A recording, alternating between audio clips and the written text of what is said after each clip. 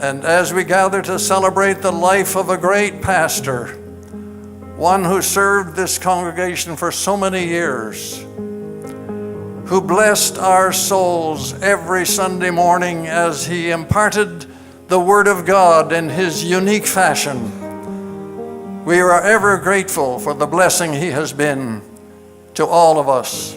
And there will be those in heaven who will rise up and call him blessed because of his example and his leadership in this assembly. I learned the power of influence from Stuart Mulligan. He had a way of changing the tone. A modest man, a humble man, but a very strong and influential man. Many are following Jesus today, both here on earth and many in heaven, because Stuart Mulligan was a faithful pastor.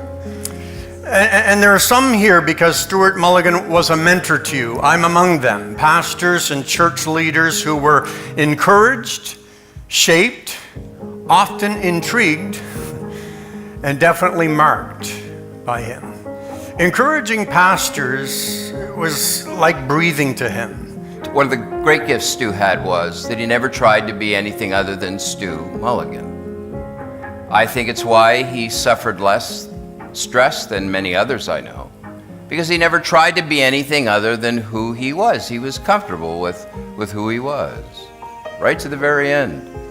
And I think that's why people felt so comfortable with him, right? He was himself, and so people felt like they could be themselves too.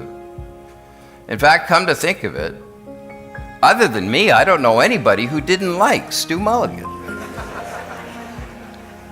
The Apostle John said, I heard a voice from heaven saying to me, write,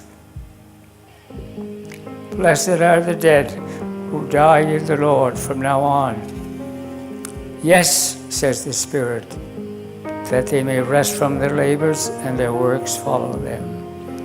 And Paul affirms to Timothy, the solid foundation of God stands sure, having this seal or inscription, the Lord knows those that are his. For Stuart, the race has been run.